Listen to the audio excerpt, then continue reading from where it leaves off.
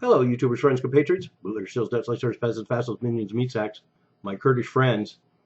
I'm a useful idiot. Welcome. And as a companion piece to the video I just did on the new Turkish war against the Kurds and the escalation, today there's actually kind of an interesting announcement that's associated with that, and that's that the Kurds are potentially going to declare a federation of northern Syria. And it's not just the Kurdish regions. Apparently, it's a federation of a lot of disenfranchised subgroups that live in northern Syria that have been able to capitalize on the fact that the Kurds have created somewhat safe zones in the north of Syria.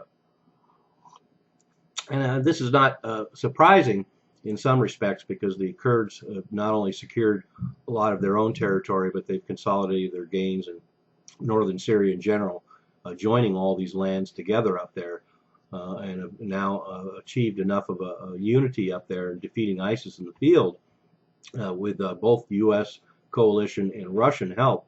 So now they are going to set up a blueprint for perhaps some way to solve the Syrian problem.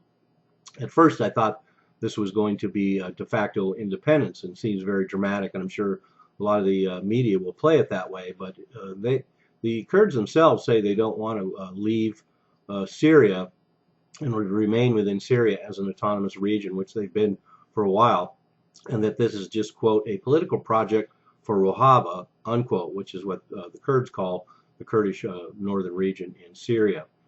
And I take it with a grain of salt because I think this is, they do want to stay within Syria for the time being. I think it is a blueprint for the possibility for Syria to be set up as a federation. But let's make no mistake, it also lays the groundwork for an infrastructure that the Kurds have been working on a long time there, much like they have in northern Iraq. And the framework for potential more extensive autonomy or independence could be achieved more quickly with this kind of blueprint set up. But Turkey and Syria, of course, are rejecting this project in any state. But it's all semantics. It's all a matter of words right now because the area of northern Syria has been more or less independent since 2012, when Syria originally pulled out its forces from the region, the government forces. And then January 2014, Rojava, or northern Syria Kurdish region, was declared autonomous. So ostensibly, it already has all of the characteristics. So that's one of the reasons why this isn't that dramatic at this point. I think, as most of the articles I've read have pointed out, it's more a reaction to being left out of the peace talks. And the Kurds, of course, would like to be in on that and should. But a lot of players have been left out of the peace talks for Syria.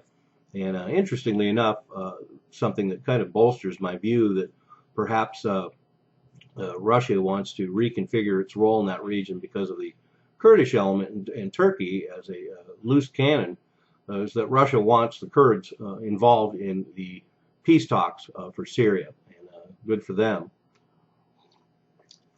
So anyway, there we have it. There may be a declaration of a federation of northern Syria later today by the Kurds, and we'll just have to see what the reaction is. It may end up being more dramatic than it sounds right now, but good for them. Northern Iraq has a Kurdistan now, and we could end up with an even more defined Kurdistan in northern Syria. And now we just watch the battle unfold in Turkey. I'm a useful idiot. Don't you be one too.